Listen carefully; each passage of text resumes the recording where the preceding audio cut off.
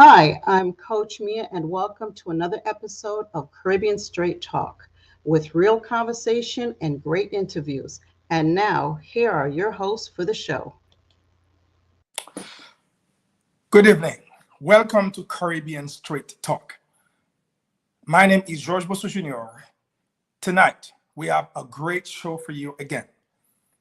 We have some special guests, and we're going to be talking about real issues that are important to you. And as we said here in this show, we keep it real. We're going to have real questions, and we're going to discuss some important matters. With me, my co-host and friend, Lyma Dunbar. Lyma, what do you have for us today?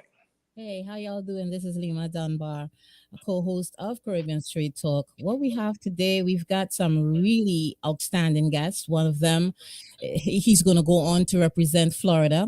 We hope, we pray, we kind of like putting it out there. And his name is Mr. Maxwell Frost. And then, of course, bringing up the rare, but by no means the rare, Miss Sandra Fatmi, who was candidate for Commissioner for District 2. She did not win, but we see that as a platform for something greater. So those are our two guests. And of course, we, myself and George, will be having some dialogue on some really, really good information with regards to voting and how Congress is made up and all that good stuff. So we've got, again, a really good show for you here tonight on Caribbean Straight Talk. Absolutely. We're going to take a pause, and upon our return, we will have with us Mr. Frost. We'll be right back.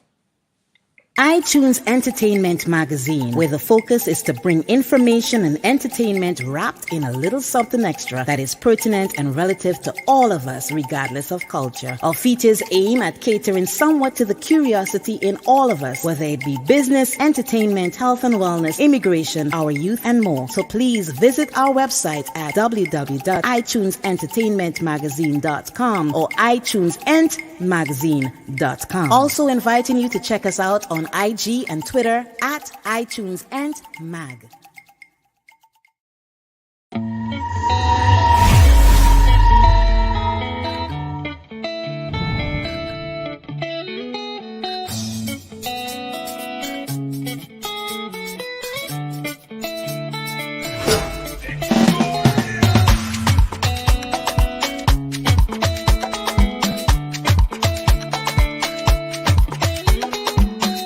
In music, as well as people in the community, whether not just here in the United States, but me and my country, you're going to get a community leader from that particular country that has been on the People's Chat Room.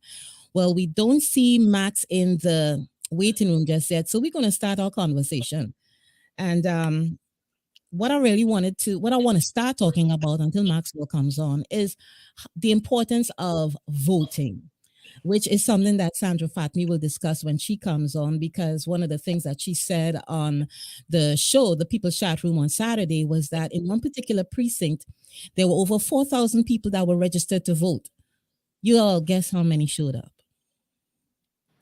1,000. Where's everyone? For some reason, people tend to think that the presidential election is the most important election, and it is not. So don't get me wrong. It's really important for us to choose the right person to represent us as the head of the country, the commander-in-chief.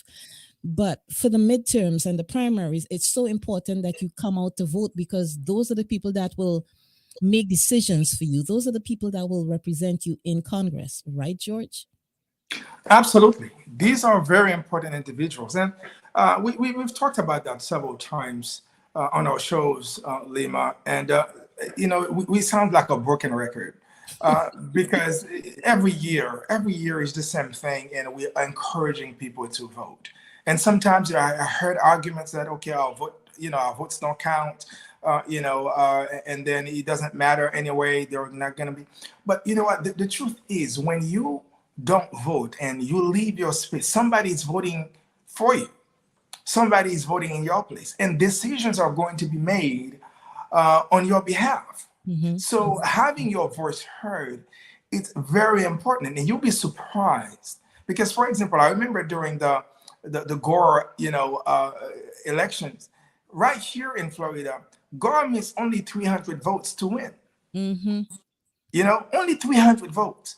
And sometimes you say, well, you know what, I could tell by experience because I ran for office. I understand the Yes, yes, importance yes. of We need to every talk about single. that. I think that, this is a good segue to talk about that you did run for office in the Miami area. Was that District 8? 108, 108. 108, 108. I know there was an 8 in it somewhere. Yeah. So I think whether it's this show or an upcoming show, we'd like you to talk about that. But I'm sorry to interrupt you. Go ahead and bring that Absolutely. up, please. The importance of voting. No, absolutely. It's very important because every bit of vote, every single one of them really can and will make a difference. And sometimes people don't realize the power of the local authorities because they are in direct contact with you and they're making direct decisions that would affect you individually in your family. So before something came from Washington, in the White House, those guys are the first responders. They are the first one making decisions for the state, for the local, population. So they are extremely important. The judges are important. The mayors are important. The state representatives are important. The state senates are extremely important. The commissioners are very important. They are with you before something goes all the way to Washington. They are to be dealt here. So don't dismiss this because this is extremely important. Please, once more, go out and vote. Make sure that somebody, if you have an issue, before you vote for a candidate, just look at their platform. Look what they'll bring to you. See how that relates to your family, your livelihood, and then make your decision. We're not going to tell you who to vote, but you could make that decision on your own based on the information provided here on Caribbean Straight Talk. When you said we're not going to tell you who to vote for, you heard me laughing, right? Because I am very opinionated and I tend to think that there are times people need to be led by the hand. And one of the things I always believe in is this. You can Google a restaurant where you want to go eat some food. You can Google the cuisine for that restaurant. You can Google anything you want because you got that little miniature computer in your pocketbook or in your hand. But people will not, they don't seem to understand that you could use that same miniature computer, which is your phone, your smartphone, to get the information that you need. And on the particular candidate or on the judge. And Googling a judge is really simple. All you got to do is Google who appointed that judge. Based on who appointed that judge, then you have an idea of the standing for that judge, whether that judge is Republican leaning, because remember, judges are not supposed to be partisan, whether that judge is Republican leaning or Democrat leaning, or if they're a centrist, which I think most times is the best one to have, because you don't really want to play the Dem card or the Republican card, at least in a perfect world. You really want to go centrist. But some of the information that I dug up, and then we're gonna take a break because I'm gonna reach out to Max to see where he's at, is the breakdown of Congress, because Congress is the House of Representatives and then it's the Senate. So I needed to refresh my memory on the numbers, but for the House of Representatives, we've got 435 members, and then it's supposed to split. Ideally, of course, you want it split down the center, but that was back in the day when the Republicans could be depended on to actually do the right thing. Okay, but not right now. So I think currently we've got 220 Democrats. So they're the majority in the House of Representatives, and we have 211 Republicans. And then you have 4 seats that are vacant, of which they have to fill, and the House of Representatives, they're in power for 2 years. 2 years. With the Senate, that's totally different. They can hold their seat for 6 years. Right now, you've got, I believe, 48 Democrats with 2 independents that tend to vote with the Democrats. And then if you want a majority, you've got Kamala Harris or the vice president to take you for that threshold. So right now, how we looking? We looking kind of with Roe versus Wade. Of course, that kind of lit a fire under the majority of women. We spoke about that on the show last week. And now you find that hopefully the Democrats take the majority of the in the Senate. Okay, and they hold on to the lead in the House of Representatives, and of course, add on a couple more to really have a big lead in the House of Representatives. And this one thing that I think that I'm looking forward to address with Mr. Frost when he wins. And I say when he wins because I know Frost. We worked together before. He's a great guy. But how does that gonna look like? What are we going to do as if we win this election to reverse that? And this is what people don't understand in terms of importance of voting, because when you vote a president, the president would appoint judges, federal judges, and just all the way to the Supreme Court. So those guys, once they are elected, especially the one at the Supreme Court, they are there for life.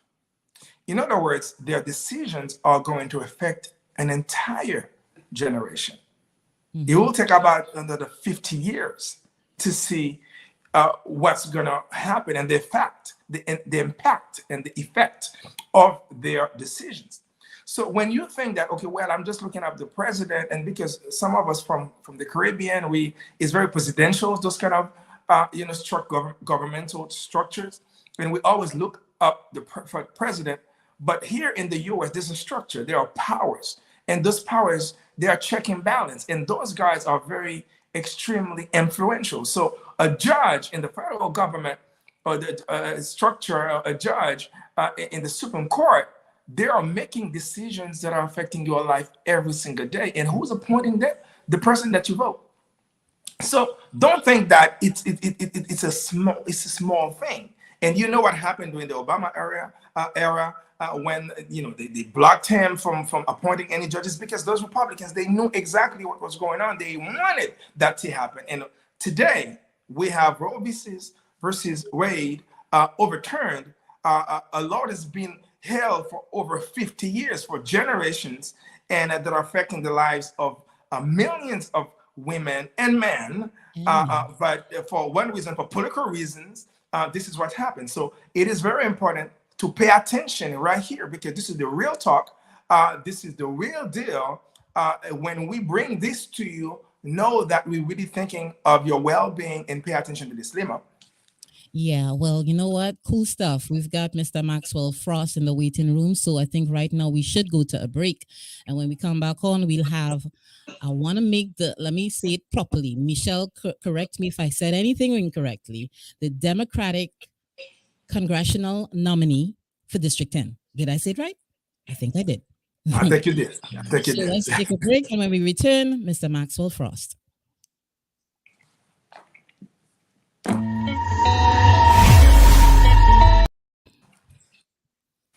That was a short break.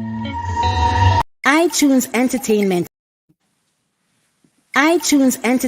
Magazine, where the focus is to bring information and entertainment wrapped in a little something extra that is pertinent and relative to all of us, regardless of culture. Our features aim at catering somewhat to the curiosity in all of us, whether it be business, entertainment, health and wellness, immigration, our youth, and more. So please visit our website at www.itunesentertainmentmagazine.com or itunesentmagazine.com. Also inviting you to check us out on IG and Twitter at iTunesEntMag.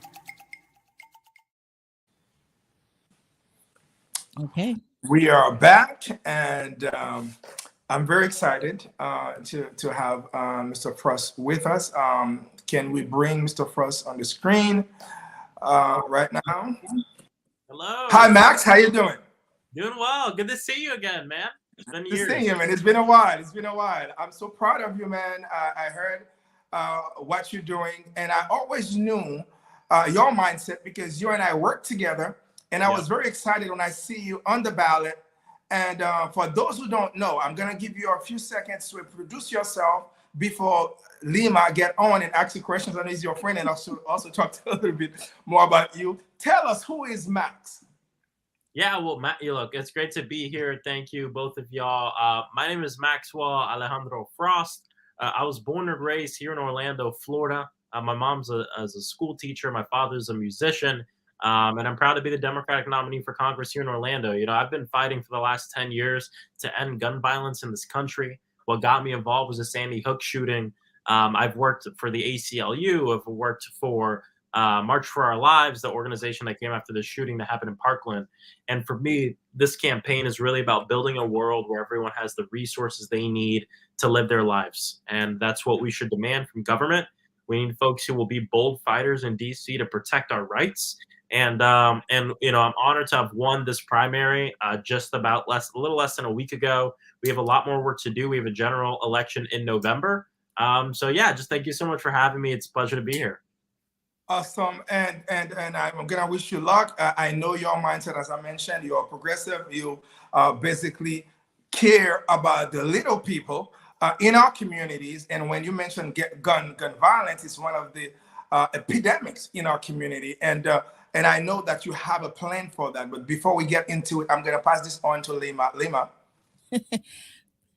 You said it all. I just want to, you know, I'm really ever since Max won, well, when he started running for political, I'm sorry, my brain is just going south right now. But Max, you know, we've got your back. It's I'm so proud, and I know I speak not just for myself, but everyone that has known you for the past how much donkey years.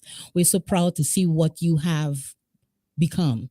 We knew that you were heading in the right direction, but it's so nice when it becomes a reality. So again, congratulations, and let's just you know take this to the hill, take it, and just hold it down for at least 2 years, and then we want you to move on. I'm just planning your goals here. Move on to Senate so that we could have you there for 6 more years. That's Oh no. But let's do this first. 100%. And you know, we need everybody to register to vote. Yes. Election day is coming up in November. We have a lot of work to do. And, you know, we can't take anything for granted. And so we need everyone to go out, register to vote, make your voices heard. There's a lot of good work that, you know, I intend to do in DC and here in the community. But there's a lot of other names on the ballot. We need to get Val Demings in the Senate. We need to get Charlie Crist in the governor's mansion. We need to get rid of Ron DeSantis. And so just, again, appreciate y'all having me on to really talk about my message. Okay, so let's jump in. One of the things that we are all concerned about is the reversal of Roe versus Wade. So I'd like to hear your thoughts on that. I also want to hear your thoughts on expanding the Supreme Court, or also want to hear your thoughts on felons being actually given the right to vote and not being given a poll tax that we know most of them don't even have the money to come up with at this 10th or 13th hour. And so as you discuss your campaign, if you could just give us information on that. And of course, carrying guns, you know? Yeah. Because, I mean, it doesn't, I was looking at a movie recently where you can go die for the country at age 18. You had to be 21 to drink, but you could be 18 to own an AR-15. And of course, I mean, when they talk about the kids in Uvalde and how some of them will only recognized because of the shoes that they had on, because the weapon tore these kids to shreds. And I feel that it's time to take off the kid gloves, you know? So, I mean, thoughts on that? Look, I 100% agree with you. And look, there's just so much work that needs to be done on Roe versus Wade. Just a few months ago, we woke up and found out that over half of our population lost one of the most intimate human rights, the right to an abortion, the right to reproductive health. And so the federal government, we need to do everything we can to codify Roe into law. We need to do everything we can, and we're urging the president and everyone to be creative on how we can use federal land to still have access to abortion for every single person in this country. And, you know, that's directly tied to what you brought up as well, Lyma, is expanding the Supreme Court. I am a supporter of the Judiciary Act of 2021, which is something that Congressman Mondier Jones introduced into the House. And I'm honored to have his support and endorsement in this race. And what it says is it would add 4 new Supreme Court justices to the Supreme Court. And you'll have people who will say, well, Maxwell, that's packing the court. We got to be honest with ourselves. The president President Trump, he's the one who packed the court.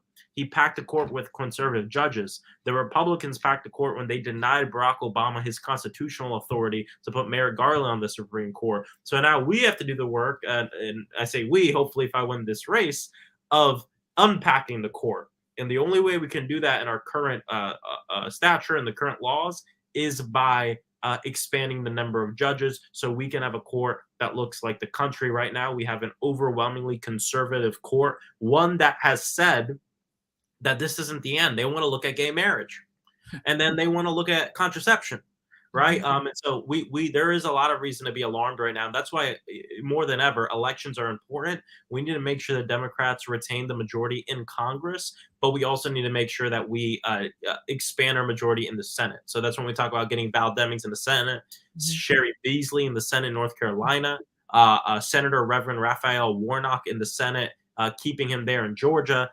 We have other people, John Fetterman in Pennsylvania, Paul Ryan or Tim Ryan. Yeah. Tim Ryan. There's another guy. That other one back there. Tim Ryan in Ohio. Look, there's a lot of work we need to do. So we just need everyone to get ready to work, go out and vote, get your friends to vote, because we got to protect democracy right now. George, any input? Absolutely. Yeah. And one of the things, and again, I'm going to go back to it because last week I did, address that with Karen Green and the issue of immigrations, because I know that you have certain platforms that are really close to you. You're talking about gun violence, you're talking about the Roe versus Wade. But one of the issues especially in Florida, it's basically an immigrant area. And right now I came from a community where, the policy, the American policy has been affecting us very, very, very, very greatly. I'm talking about the Asian American community.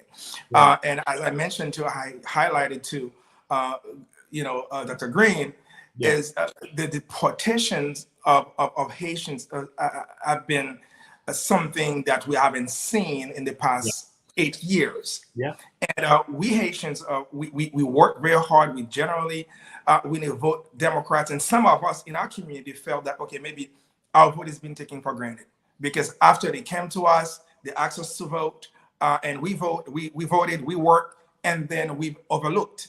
And right now, Haiti is dealing with some major security issues. My organization is going to hold a conference on Haitian security, feeling that maybe this country is becoming like a menace to the rest of the Caribbean. What are we going to do? So now, once you elected, is that something that you're going to look into? And then what would you say to this community when it comes to the immigration policy of the United States? Well, yeah, I really appreciate the question, and that, when we think about immigrants, we got to think about everyone. Yes, Latinos, but also Haitians and just people all across this world who want to come here and come to America. A lot of times to be with their families. A lot of times to just seek a better life. This is personal for me. My mom and my aunt and my abuela, they came here from Cuba in the late 1960s. And so, look, I believe that our North Star should be having a speedy path to citizenship for every single undocumented immigrant in this country right now, and ensuring we're doing everything we can to make it easier. I can't tell you, I volunteered with the AFL-CIO here in Orlando to help sign people up, mainly Haitian folks, for citizenship. It is not just to get the form done. It takes so much work and is not accessible to everybody. And not just the form, but the whole process. So we need to make the process easier. We need to make the process quicker. We need to make the process cheaper, because it is very expensive to become an immigrant right now, or to become a citizen right now. And we need to ensure that no one in this country lives in fear of deportation. And so I believe in doing everything we can to halt deportations, doing everything we can to have everyone who's in this country, the common thing we hear people say is, oh, people who are in here illegally, they don't pay taxes. They pay taxes. Every time you buy something, you pay tax. Every time you purchase something, you're paying a sales tax. So we have people in this country that are paying taxes but unable to tap into the social services that they deserve. And so this is something I truly believe, especially as we're talking about our Haitian population that have been used and abused, especially by Ron DeSantis' government here. And so there's just a lot of work that needs to be done. It's a wonder. I mean, talking immigration is a really hot topic, because I was reading, I think it was yesterday, where the lieutenant governor for Florida wants yeah. to send all the Cubans, because I think so far we've got about 180,000 Cubans that have been coming to Florida this year, and they want the pattern. They want to take the same trend that the governor in Texas, who my side note is I really don't like, he and DeSantis going one neck and neck. Anyhow, I digress.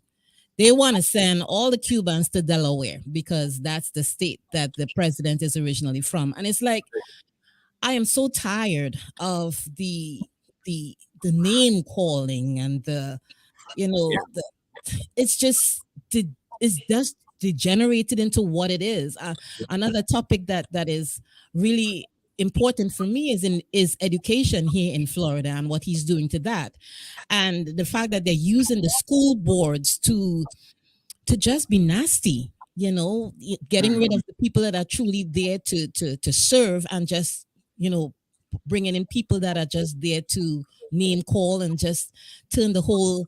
Max, there's so much that you got to do when you get to the Hill. There is a lot of work to do. But you know what? I'm excited to do it. I know that we have some great people in DC now. We're going to have more great people go up to fight for the world we deserve.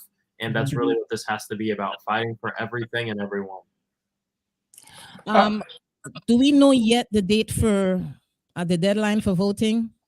Because I know November 3rd or 8th is election. Do we know yet the date, the deadline to register to vote? Yeah, let me see. Let me look at it right now, because it we'll tell everyone what it is. But so election day is in November. 29 days before the election is when everyone needs to be registered. Okay. So everyone should get registered now, because there's no time like the present. So just So Matt, another question for you. I know that it's going to be very hard. It's going to be a hard fight election. It's not going to be something easy. And as you mentioned, you don't take anything for granted. You just won the primary. You're going to have some formidable opponents in front of you. So you're going to need all the supports that you need. So now, what would you say to the voters? What is the game plan? What should they pay attention to when you're on the trail? Well, we need everybody to get out, make their voices heard. And for me, again, this is about the fight for everything and everyone. Our agenda is about love. And I know we don't talk about love a lot in politics. I think that's part of the problem with politics. But it's a love that says, because I love you as your member of Congress, as your future member of Congress, hopefully, I want you to have health care.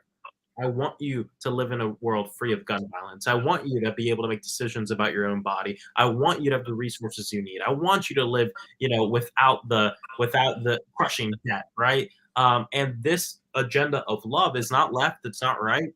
It's not progressive. It's not moderate. It's not, it's not Republican. It's not Democrat. It's the people versus the problem. And that's what this needs to be about. So we need everyone to go out, register to vote, make your voices heard, understand that no one politician is going to save us. Just electing me won't change everything tomorrow. We have to be honest with each other about this, but it's about building a greater movement. And, I think Maya Angelou says in the best way, I come as one, but I stand as 10,000. And that's the way we have to be thinking about this. When I'm in Congress, I will come as one, but I will stand with our whole community. And guess what? We also got to work at getting that 10,000 in office across the country and ensuring that we have good people everywhere.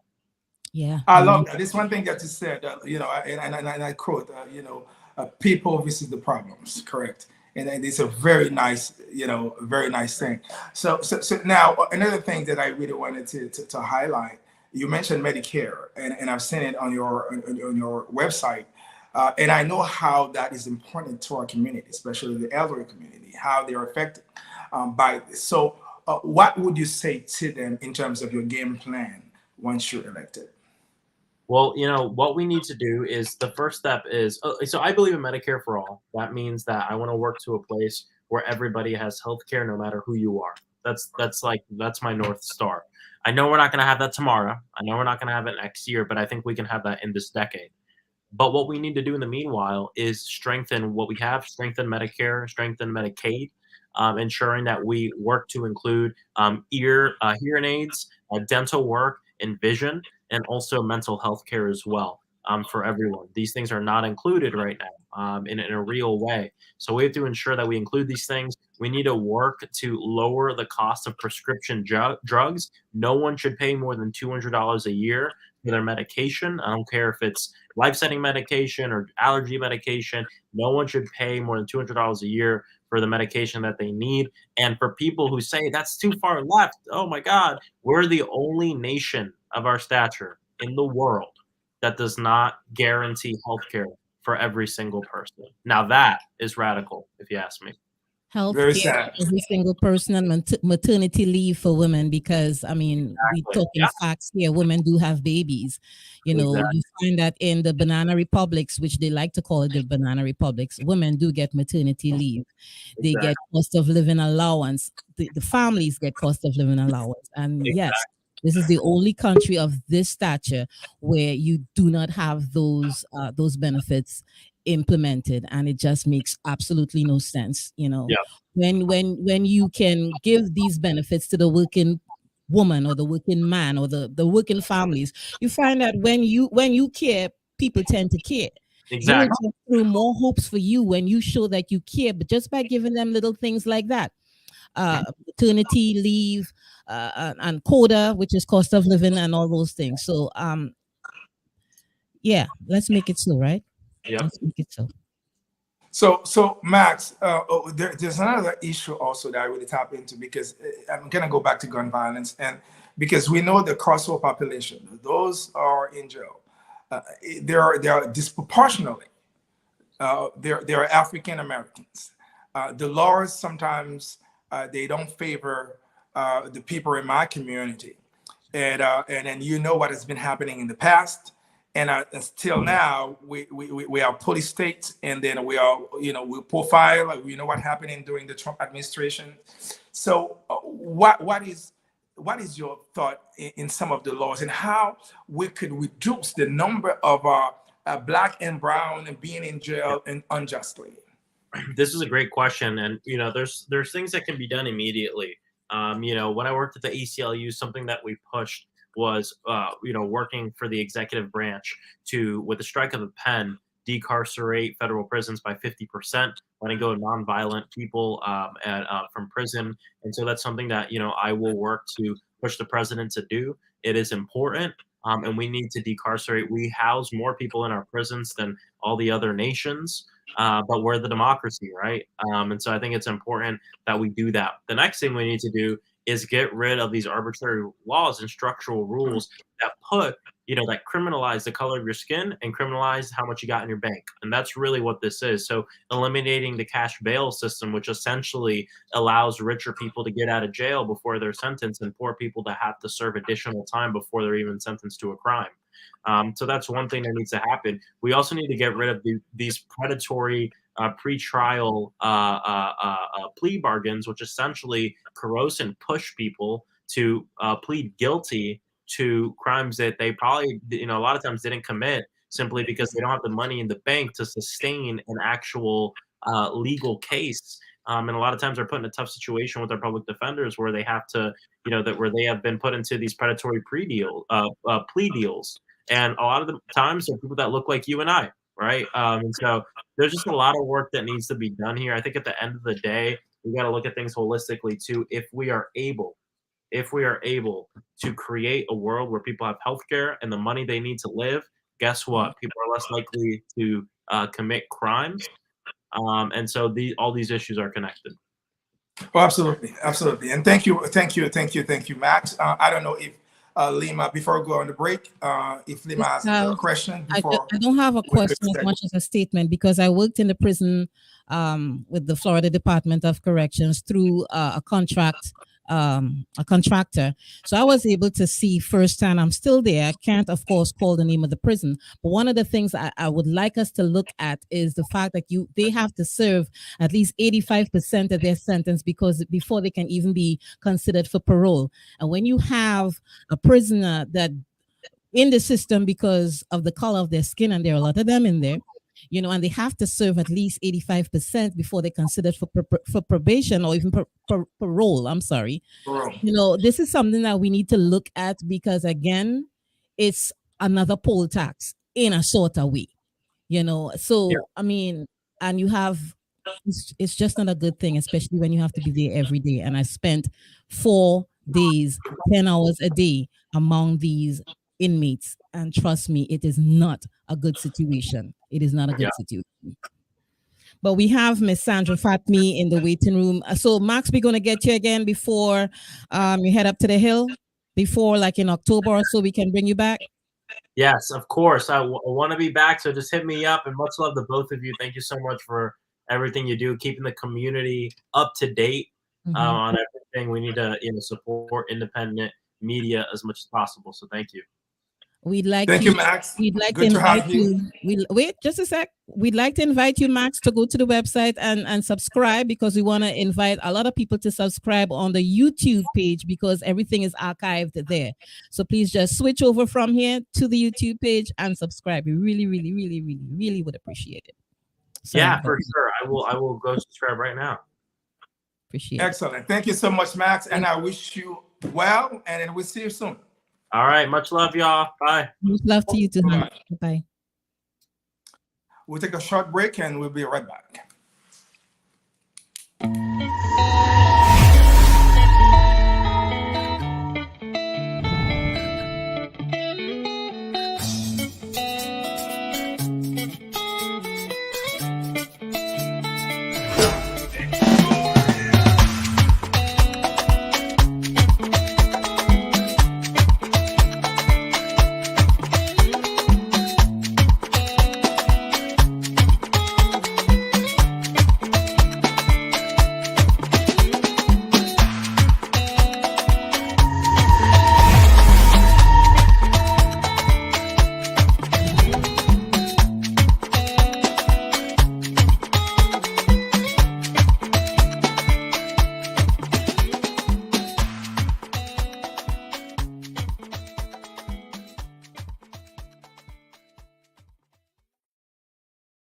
Yeah.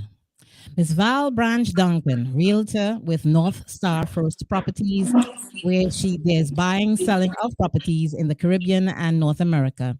She specializes in the Bahamas, Barbados, Grenada, Guyana, Jamaica, and Trinidad and Tobago. Please give her a call at 321-303-9345. Welcome back. Welcome back to Caribbean Straight Talk. With you is Georges Bossous Jr. and Lyma Dunbar. In the waiting room, we have Sandra Fatmi-Hall, and she's an activist. She's a community leader. And we will be talking to her and, jog our minds a little bit about some of the project that she has in the community and what we can do. And of course, we're going to be talking about voting rights and the reason why you should be considering leaving your living room and go to vote. And we could bring Ms. Fatmi. I hope that I pronounced her name properly. I don't want to murder your name. Welcome to Caribbean Straight Talk, Ms. Fatmi. Thank you so much. Good evening. Good evening, Miss Lyma Dunbar, Miss Good evening. Michelle, and Yeah. Mr. George. Pleasant good evening, the People's Chat Room. Thank you all for having me. Oh no, this is Caribbean Straight Talk. The People's Chat Room is Okay. on Saturday. Oh, it's on Saturdays. Oh my I've seen goodness. you I'm so so often. It's the I'm same so family. used to It's the that. same family. Oh my God. So Please forgive it's me. okay. It's okay. Miss Fatmi, I know that you're very familiar with Lyma because I'm sure that she introduced you tons of times, and I know that Yes. Mia in the background also, she's a friend, and we haven't met, but I've heard a lot about you Thank and you. some of the work that you've done, and I read your background. It seems like you're very outstanding, and I would want you to, for these viewers, because I know that the people chat rooms, they know about you before, but the Caribbean, Straight Talk audience is building, and if you were to tell them a little bit about your background and some of the work that you've been doing. Okay, Caribbean Straight Talk. We're gonna start again. I'm Sandra Fatmi-Hall, and it's such a pleasure to be here. Thanks for having me. Well, I'm a community leader, game changer, and definitely a genuine servant leader in the community. And I've been for the last 12 plus years in this community, giving back to our community. I wanted to be the change that the community needs. So we started the United Foundation of Central Florida almost 9 years ago. And we started that to empower communities one family at a time. And I have to tell you, it took hard work, grassroots, foundation pulling, knocking on doors to talk to people and say, hey, listen, this is what we're bringing to the community. Do you think it's a great idea? We work through the schools. And I'm happy to say that a number of people stepped up. And today, we have 3 vibrant programs under the United Foundation of Central Florida. And I would be remiss not to shout out our board members, first starting with Mr. Dennis Hall and the community that has embraced us and helped us to be where we are today. I am excited to share that today, our numbers and the work that we've put in the community has led us to mentoring over 600 young people, not just in Evans, but throughout 8 different schools that we have helped to bring about a positive change. When you enrich the young lives of our young people through mentoring, you can see progress. The surveys have showed 80% succeed with after school enrichment and mentoring and some additional activity, just not academics. And in Evans High School, almost 200 young people have graduated from our program. I'm excited about that. It's called the Future Leaders United, which means that every single person that goes through that program is a future leader in whatever they choose to do, right? Just not doing anything is not an option. We also have the scholarship program that over $200,000 in scholarships have been awarded to our young people. And this is for higher educational, vocational school, higher education, vocational school, and the military, of course, right? There's always different options. Everyone is not meant for higher education. We do need our plumbers and our mechanics, right? So we encourage you as a young person to do something productive with yourself. Not doing anything is a non-negotiable. And then we have, of course, our food insecurities program, which I tell you have done an amazing job with up to 3 million meals provided to our community. And I want to educate our community. When we say up to 3 million meals, it's probably a little bit more than that. The average person that came to the food drive left with anywhere over 100 plus pounds of food, and every pound is equal to a meal, right? So two pounds equals a meal. That to tell you how much food it is that we have given away. Then we have our center. Our solution center provides just that, solutions. It provides jobs. It uses a holistic approach to embrace the community, right? And to be that support system, that backbone in place to help our community thrive. So I'm excited that we have done that work on United Foundation and several organizations that I've partnered up with. I'm super excited that it's been the change, and crime has decreased 33% over the last 5 years. And I'm excited about that because a number of that was juvenile numbers, right? Not all, a lot of it was juvenile numbers. And I must say the graduation rate at Evans High School, since we've been there, has increased from 48% to 97.6%. So I'm excited.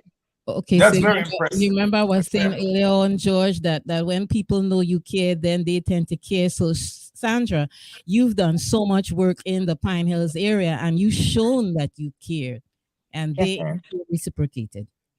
Okay, so when you see that change in graduation rates, they reciprocated because they Yes. realize that they've got someone who's going to fight for them. And because Yes. I think the Pine Hills neighborhood or the Pine Hills area needed something like that. They really needed something like that. So kudos to you. Thank Um, you. I want to just switch gears a little bit because I know we got to be off at 9 exact because we got DJ Sweeber coming on. Okay. You were a bit disappointed in the turnout for voting because you've been hitting the ground for 14 months 14 months, and when it was time for people to come out and vote, you mentioned on the PCR on Saturday that in one particular precinct you had over 4,000 people that were registered to vote, and only 1,000 showed up. And Not even. not You're even right. Not one of the even. things we were saying earlier on in the start of the show was that people don't quite get that the presidential election, even though it is important, it is not the most important. You need to select your commissioners, your school board members, your mayors. You need to select the right people to speak up for you. And when you don't show up to vote, by default, you get nothing.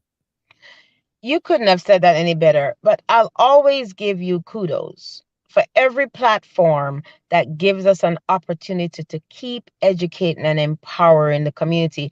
Whether it's you whether it's Lady D, Wayne Golden, Miss Mea Allman, whatever platforms that we get, you all give us the opportunity to talk about this. Lyma, we've been talking about this for months. I've been on this campaign trail for 14 months, right? And we've been having the same conversation. It typically shows 21 days for you to change behavior. This is at a point now where it's pretty serious. They're not listening. Why aren't you listening? Is it because you don't want to listen? Because I'm telling you, being mad with an elected official or a politician, right? Because they're politicians and they're elected officials. There's a difference. Being mad with your politicians because they're not doing what you expected them to do, or they're not leading the way you thought they would, it's not okay. You're not doing any difference just going ahead and stopping. Oh, I'm not going to exercise my right to vote because I'm mad. You're putting them back in office, not voting. Right? The only single way to get the community moving and growth is vote, vote, vote. You know, Martin Luther King said it. The day you become silent about things that matters, it's pretty serious, right? And it Absolutely. matters that we put, right? Absolutely, you're absolutely right. You're absolutely right, Sandra. If I could call you Sandra, Yes. Thank you. So the thing is, if you vote them in, then you can vote them out. Sure. You see, so it's just like, okay, I vote them in. They didn't do what they're supposed to do, so I'm not gonna vote anymore. No, you vote them out. You stay in their face. You're making sure that you exercise the power that you have, the bullet, the ballot that you have in your hand. It's very, very, very. It is very, very, very powerful. And I've been saying that several times, even on my campaign trail when I was running, and also even when I was an organizer. And I told people, look, if something is rotten from the inside, you don't wait outside and throwing rocks and expecting something to happen. You have to get in and change it from within. Absolutely. And one way of doing that is to exercise your right to vote and making sure that you vote the right person in office. If this one doesn't do the job, vote him out, put somebody else until you find the right person who would respond to your need. But absolutely, it doesn't make any sense for you to sit down and expect a miracle. It's gonna just go from bad to worse. And let me tell you, I'm sure this happens every election, but let me talk about District 2, what I saw in District 2, which is extremely important for the listening audience to understand, right? It's important for them to understand that what took place here in District 2 is pretty serious. They must pay attention and follow the money. When I say follow the money, you had a candidate that jumped into my race that was in there for a specific reason, right? And when you look at individuals getting money to do what exactly it is that they're getting money to do, it's extremely important that people are not just falling for book bags, turkey drives, free drinks, or anything else along that line that sways their votes. It's important. You're looking for sustainability and you're looking for long-term sustainability. You're not looking for temporary gain because that produces no growth. You're right. And they play that game all the time in every election. All the time. It will catch up with them eventually, though. Exactly, Lyma.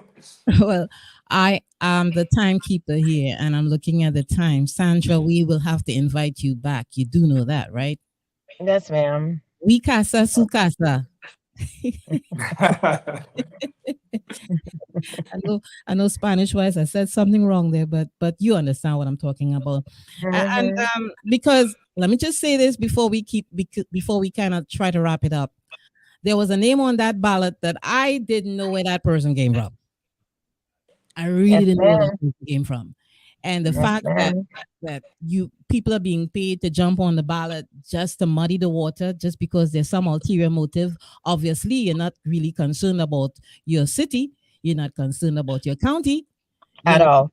But again, we want to encourage people to please register to vote and vote and vote and vote, not just in the upcoming election in November, but every time.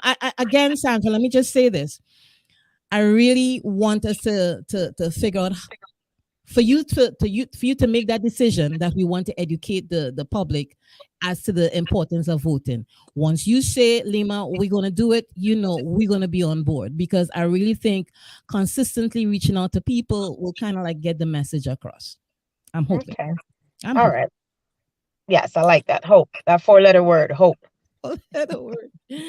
George, you got to say anything before we wrap it up? No. I just wanted to congratulate Sandra, Miss Fatmi, for her work, and I think that you should continue doing that. We're behind you, because what you're doing here is needed, especially in communities like Pine Hills and other communities as well. We know the stereotype that's been linked to those children, and we know how they grew up, the environment they were brought in is not for their fault, but it's something that's been created to find themselves in it. So they need us to step in and change that environment for them. So we could have a very thriving citizen, and with the intelligence, they have the mind that they have. You'd be surprised, some of the kids that you graduated, the level of intelligence that they have, it's amazing. But you give them a little opportunity, you'll be surprised what they could come up with. So again, thank you. Do you have a last word before we just segue and wrap it up? Thank you so much for giving me this opportunity. And, always, when you think of Sandra, think of the 3 Ps: people, passion, and purpose. That will always be my mission. Thanks you, again. Sandra. Fatmi-Hall. We want to say goodnight to each and every one of you, because we've got to go, and we will see you right here on Caribbean Straight Talk next Monday from 8 to 9 p.m. on iTunes Radio with simulcast on islandbeatradio.net. We want to thank our guests, Mr. Maxwell Frost, and of course, Ms. Sandra Fatmi-Hall. You have a blessed one. And please don't forget to subscribe Caribbean Straight Talk on our YouTube channel. Thank you. Good night. iTunes Entertainment Magazine, where the focus is to bring information and entertainment wrapped in a little something extra that is pertinent and relative to all of us, regardless of culture. Our features aim at catering somewhat to the curiosity in all of us, whether it be business, entertainment, health and wellness, immigration, our youth, and more. So please visit our website at www.itunesentertainmentmagazine.com or itunesentmagazine.com. Also inviting you to check us out on IG and Twitter at iTunes and Mag.